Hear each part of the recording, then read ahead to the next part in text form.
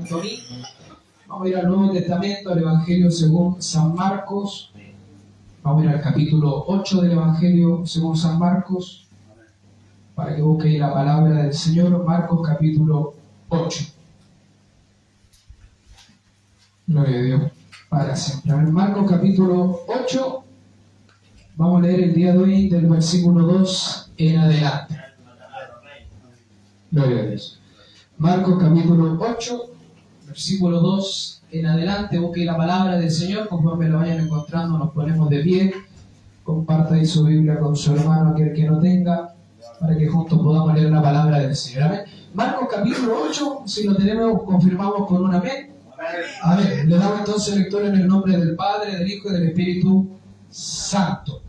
Dijo el Señor: tengo compasión de la gente, porque ya hace 3 días que están conmigo y no tienen qué comer. Y si los enviare en ayunas a sus casas, se desmayarán en el camino, pues algunos de ellos han venido de lejos. Sus discípulos le respondieron: ¿de dónde podrá alguien sacar de pan a estos aquí en el desierto? Él le respondió: ¿cuántos panes tenéis? Ellos dijeron: 7. Entonces mandó a la multitud que se recostase en tierra, y tomando los 7 panes, habiendo dado gracias, los partió y dio a sus discípulos para que los pusiesen delante, y los pusieron delante de la multitud. Oramos al Señor.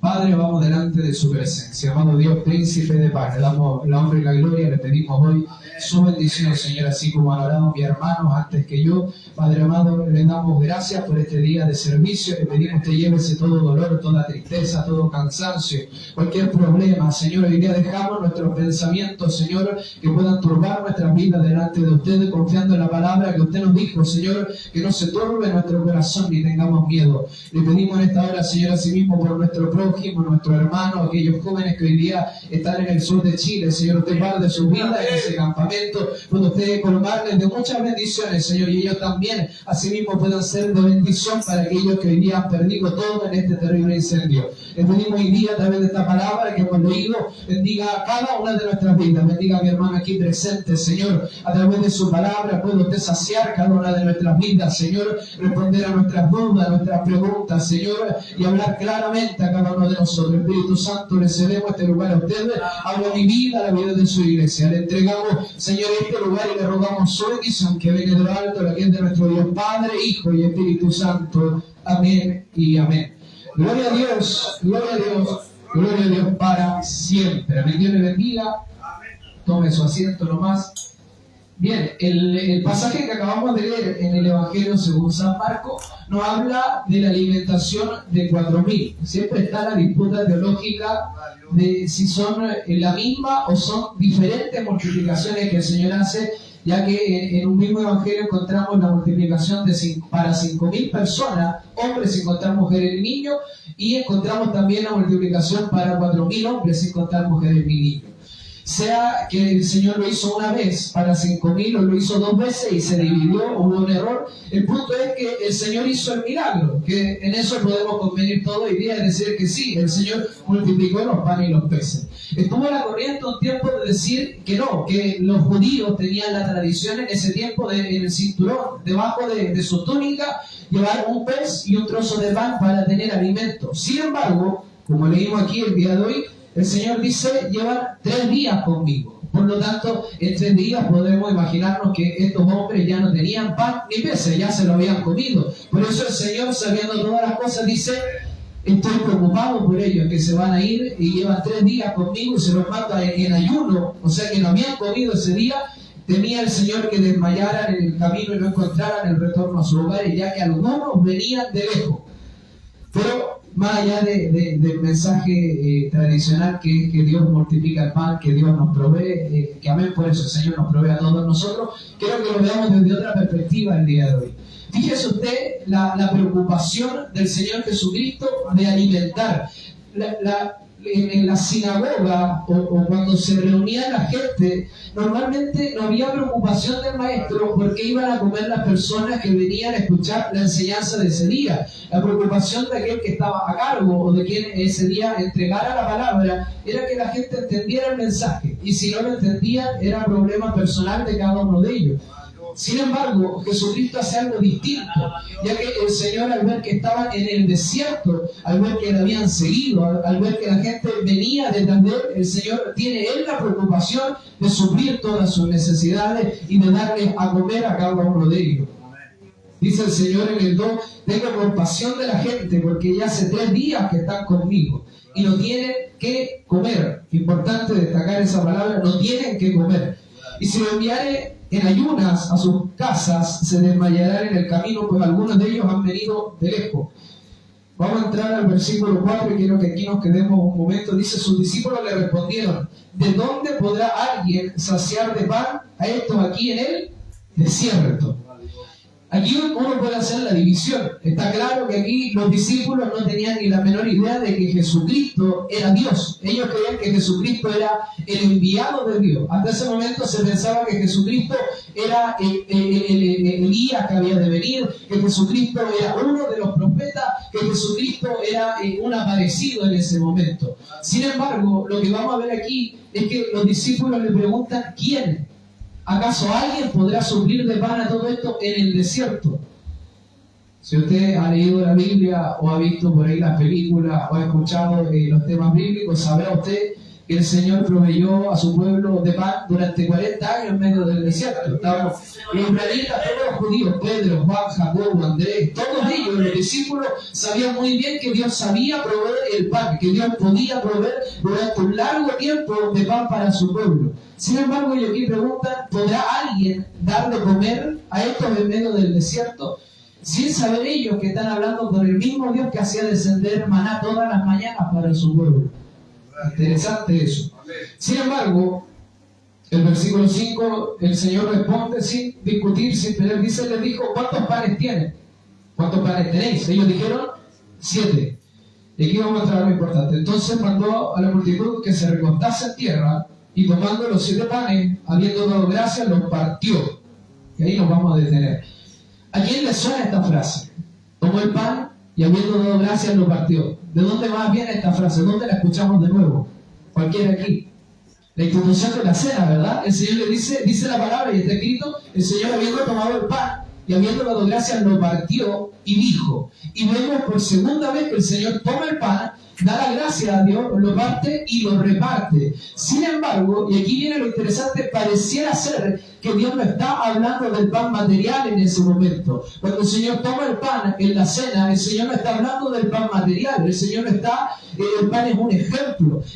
El Señor quiere hablar de algo más importante cuando le dice, esta es mi carne que por vosotros es partida, este es mi cuerpo que por vosotros es molido. El Señor cuando habla del pan, lo que hace es decirle, este no es pan común, sino que esta es mi carne que por vosotros va a ser partida en el madero. Cuando Dios habla a la vida del hombre, está siempre preocupado de traer bendición a la vida del ser humano, de varias maneras, pero una de las cosas que a Dios más le interesa es saciar de palabra toda nuestra vida. Dios tiene un interés, lo predicaba el otro día el hermano Francisco Leiva, que estuvo aquí con nosotros. Dios tiene esta necesidad interna de encontrarse con el hombre, y no solo de encontrarse, sino de bendecir al hombre, de llenarlo de su presencia al ser humano. Y aquí es donde viene lo interesante. Cuando el Señor parte el pan, Él dice, esta es mi carne que por vosotros es partida.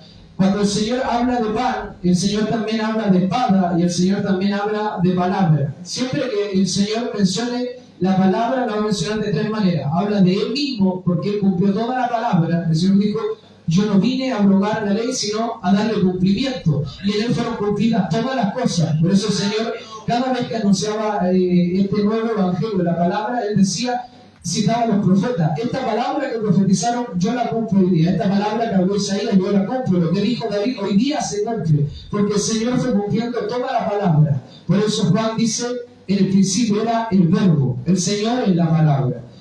Luego de la carne está el pan. El Señor dijo, yo soy el pan de vida. Y el Señor siempre que habla de pan está hablando de palabra. El Señor dijo, no solo de pan vive el hombre, sino de toda palabra que sale de la boca de Dios. Y cuando hablamos de la boca de Dios nos vamos a Apocalipsis. La palabra dice que de su boca salió una espada de doble filo. Y sabemos nosotros que la espada es de la palabra del Señor. Siempre que usted lea la palabra la va a encontrar escondida en estas 3 cosas. El cuerpo de Cristo, Él como persona, el pan que el Señor repartía y la espada de la palabra con la cual Él daba la libertad. Hoy día estamos leyendo del pan, entonces vamos a centrarnos en eso. Cuando el Señor parte el pan y lo reparte, lo que hace es darnos una enseñanza maravillosa. Y es que cuando Dios nos da a nosotros, Dios tiene una intención que no es solo bendecir nuestra vida, no es solo proveernos, no es solo saciarnos, sino que nosotros podamos repetir el mismo acto. Que usted tome el pan que le entregan y usted ahora lo parta.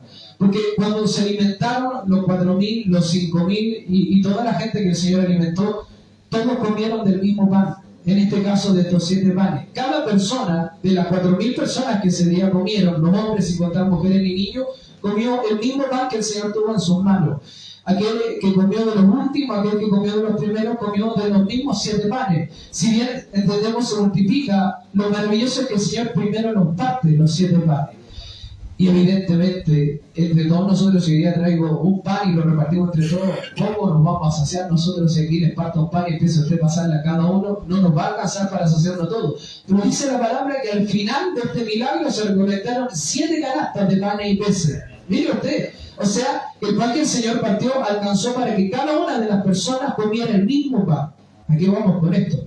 Cuando el Señor instituye la cena junto a sus discípulos, está muy bien explicado en 1 Corintios, el apóstol Pablo dice, porque yo recibí del Señor, que la noche que el Señor fue entregado, que el Señor fue crucificado, habiendo tomado el pan y dado gracias, lo partió y dijo, esta es mi carne que por vosotros, este es mi cuerpo que por vosotros es partido.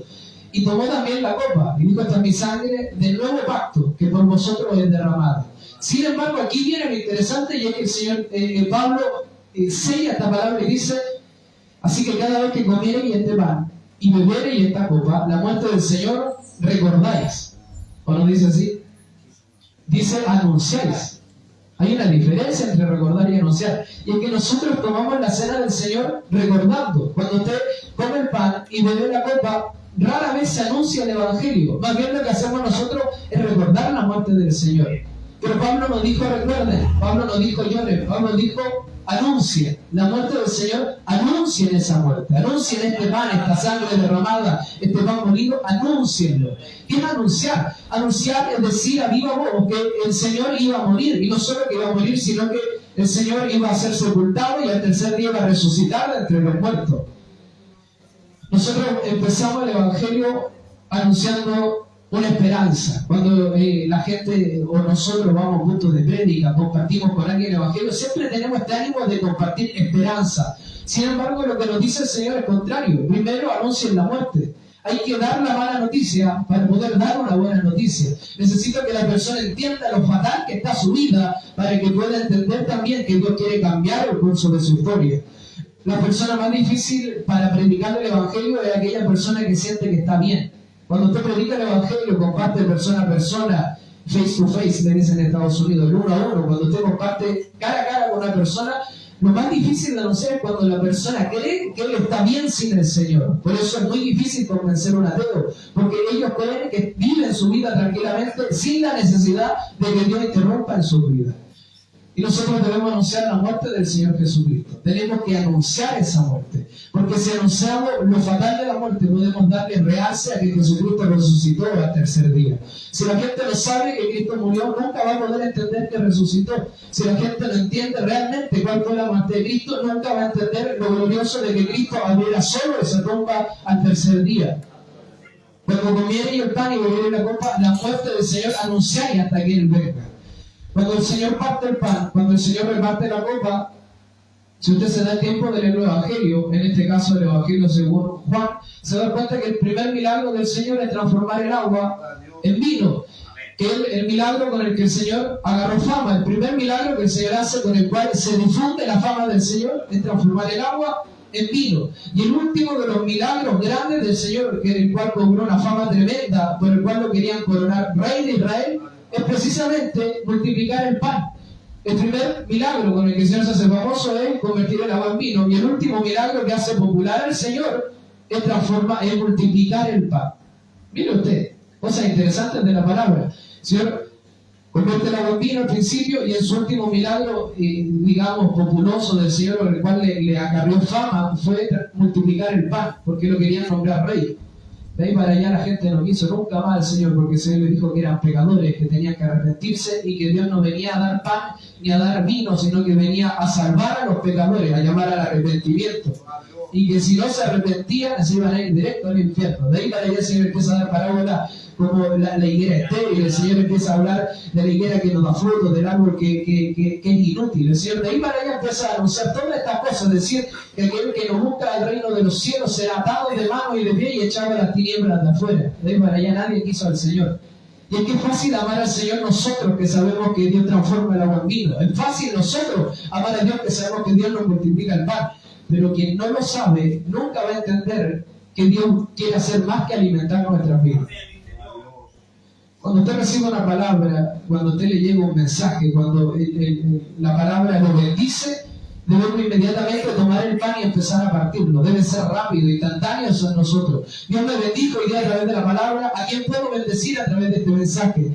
El Señor le dijo al pueblo cuando estaba en medio del desierto que no guardaran maná, porque el Señor iba a proveer todos los días. Y el día que ellos guardaron maná, la palabra dice que se aguzanó al otro día y era inservible. Cuando usted atesora la bendición de Dios, cuando usted se come el pan pero lo guarda para usted, lo que está haciendo es provocar una maldición para mañana.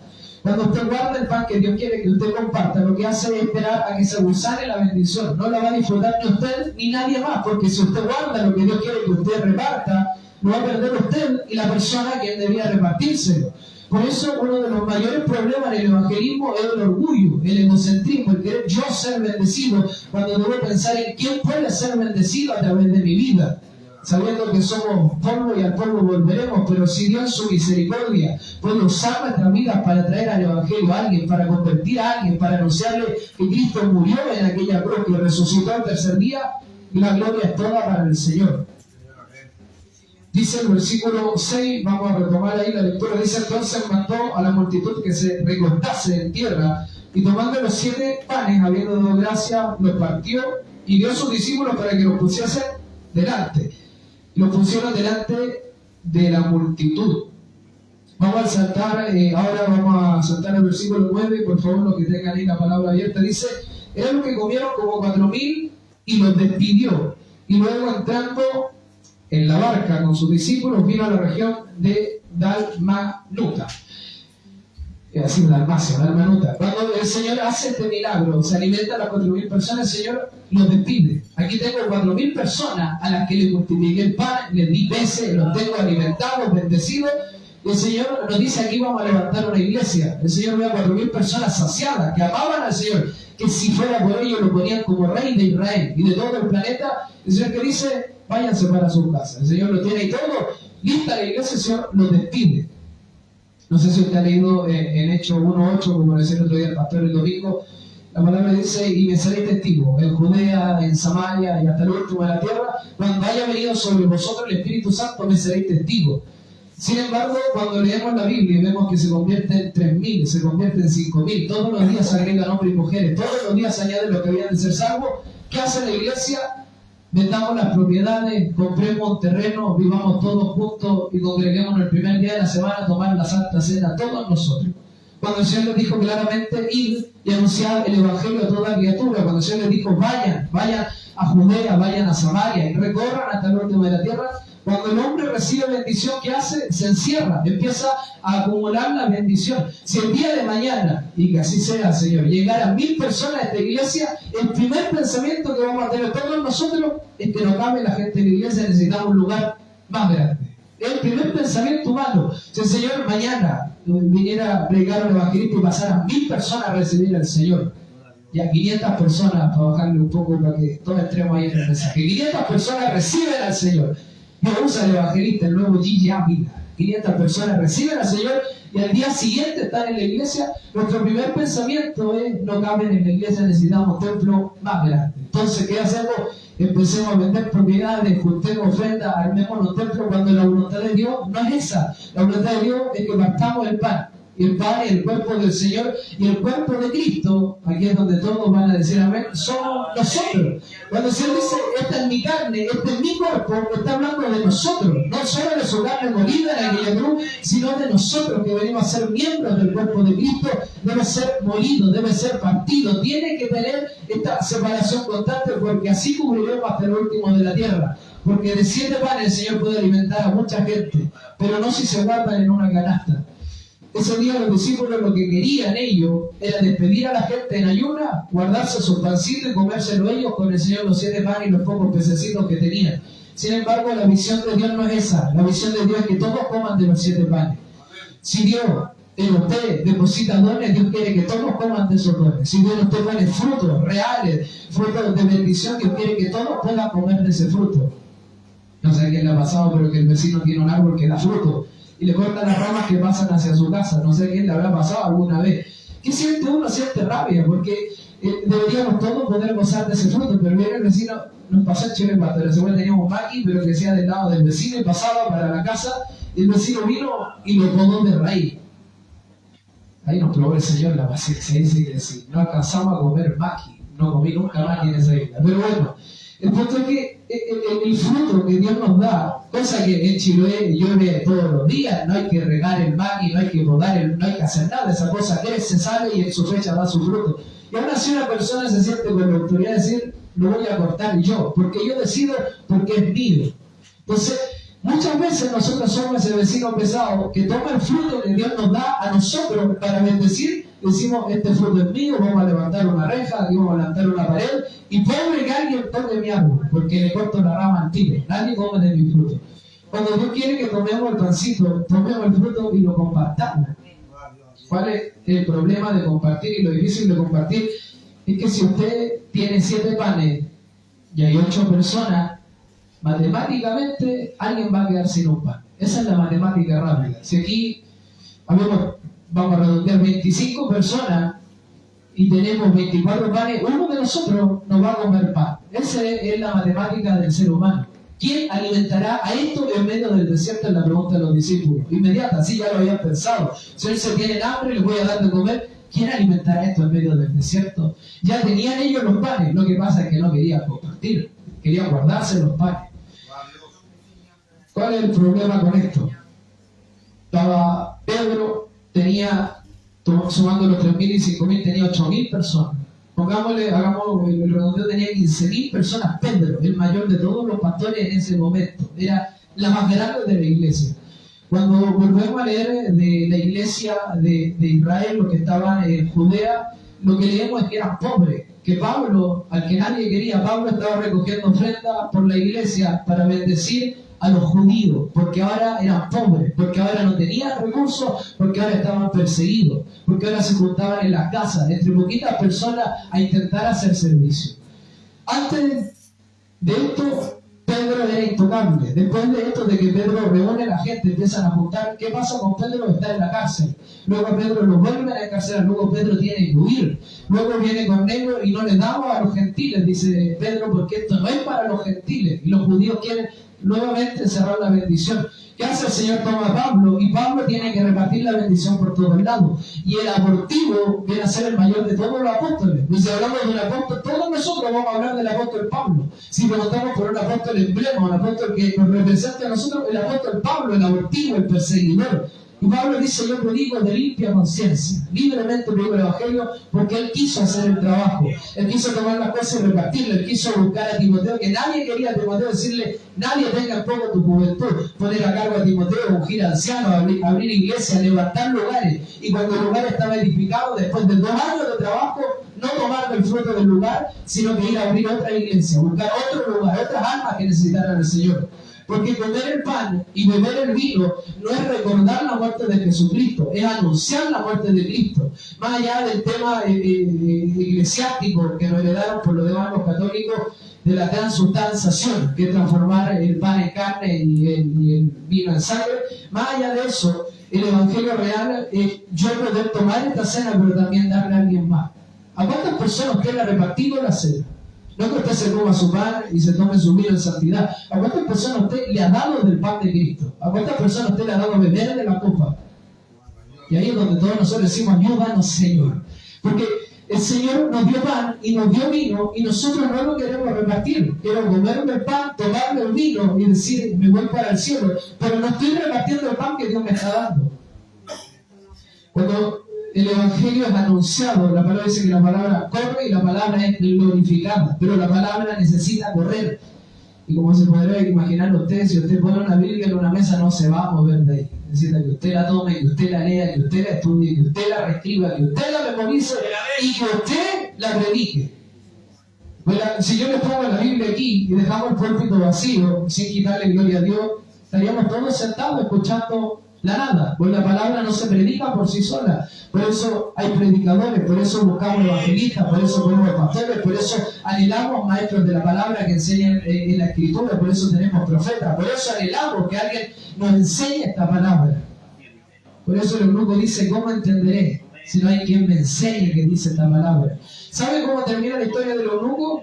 Él come del pan y toma del vino. El bautismo es simbólico, el bautismo es la muerte, sepultura y resurrección de Cristo, que cuando está bautizado es sumergido, o sea que muere, es sepultado y se supone que resucita para la nueva vida. Esa es la idea. Pero no puede haber muerte, sepultura y resurrección si no va para la muerte de Cristo, que es la cena del Señor. Si la persona no toma la cena antes de ser bautizado, si la persona le compartió el Evangelio y no come el pan, no toma el vino, estamos perdidos en la noche. Eso es el Evangelio poco duradero. Dice un viejo predicador, pagan el Evangelio en cómodas cuotas sin interés, manda poquito convirtiéndose, porque el día que debían tener el impacto no comieron el pan y no recibieron el vino. Porque nosotros pensamos que el día que ellos acepten al Señor, den testimonio y se bauticen, van a comer un pan material y tomar un vino hervido para que no tenga alcohol, cuando la realidad no es esa. Nosotros llevamos el pan en nuestros labios. Usted tiene el hueso que es el vino. Usted en su vida lleva la palabra que es el pan de vida eterna. Y usted tiene el vino que es la alegría, el hueso que Dios ha depositado en su vida que es abundante. Y aún así nos damos a comer pan y nos damos a beber vino. Que la persona crea en Dios, que la persona haga la confesión de fe, que la persona dé testimonio, que la persona congregue, que vaya a los puntos, que la persona se bautice. Y el día que hagamos Santa Cena, que tome la Santa Cena, cuando no debe ser así. La Santa Cena es lo simbólico y para nosotros una gran bendición. Pero la real Santa Cena es el día que el hombre logra estar con el Señor realmente, y comer el pan que Dios le va a dar y probar el vino que Dios le va a entregar ese día. Los judíos tienen una creencia que es maravillosa y ellos creen que el día que se dio la ley, en las tablas de la ley con Moisés, cada judío que hoy día nace judío estuvo presente ese día. Ellos creen eso. Ellos creen que por nacer judío estuvieron cuando fue la nación de la ley. Cuando Moisés leyó los 10 mandamientos, ellos estuvieron presentes por ser judíos. Ellos estuvieron presentes cuando David mató al gigante, cuando se erigió el templo por primera y segunda vez, ellos estuvieron presentes. ¿Por qué? Porque ellos son judíos. Nosotros somos cristianos, somos hijos de Dios, hijos del Rey de Reyes y Señor de Señores, pero no nos hacemos partícipes ni presentes de esas cosas. La primera Santa Cena que tomé, la tomé con el Señor. Porque no necesito el pan material, que es bonito, y no necesito la copa. Necesito realmente que la carne de Cristo molida pueda sanar mi herida. Necesito que la sangre de Cristo lave mis pecados. Antes de beber la copa y de comer el pan, necesito realmente poder probar la carne del Señor. Necesito beber aquella copa que lava mis pecados, que limpia mi vida, que restaura todo mi ser. Porque si hiciéramos eso, la muerte del Señor anunciamos hasta que Él venga. Cuando se encuentre con una persona, no le cuente su testimonio. No empecemos por ahí. Cuente cuán grandes cosas ha hecho Dios con su vida. No cuán grandes cosas han pasado en su vida. No cuán grandes cosas ha sentido en su vida. Cuán grandes cosas ha hecho Dios en su vida. Usted es recipiente de barro y lo glorioso es lo que fue depositado en nosotros. No intente convencer a alguien. Léale la palabra. No intente usar palabras que calcen con la persona. No, dígale que hay una carne preciosa que fue molida y la palabra dice que fue molido por nuestros pecados, que quisimos ocultarle el rostro porque no había en él parecer. Ese fue el cuerpo de Cristo. Y la palabra dice que él derramó hasta la última gota de su preciosa sangre para que nosotros hoy día podamos vivir este evangelio. Cuando se encuentre con alguien y quiera anunciar el evangelio, en la muerte de Cristo, el único discípulo que estuvo presente el día que Jesucristo fue crucificado en el madero fue el apóstol Juan. Y por eso el Señor dice que si yo quiero que él se quede hasta que yo venga, que a ti. Y precisamente el Señor vino por Juan, a diferencia de Pedro, que fue crucificado, a diferencia de Pablo, que fue ejecutado, a diferencia de Jacobo, que fue herido de espada. Juan estuvo hasta el final. Él tomó todas las cenas con el Señor, porque él estuvo el día que el Señor murió. Él comió el verdadero pan y bebió la verdadera copa del Señor. No olvidar que se ponga de pie. Vamos a orar al Señor, a darle gracias por este mensaje. Quiero que cierre sus ojos y oramos al Señor. Padre, vamos delante de su presencia. Te damos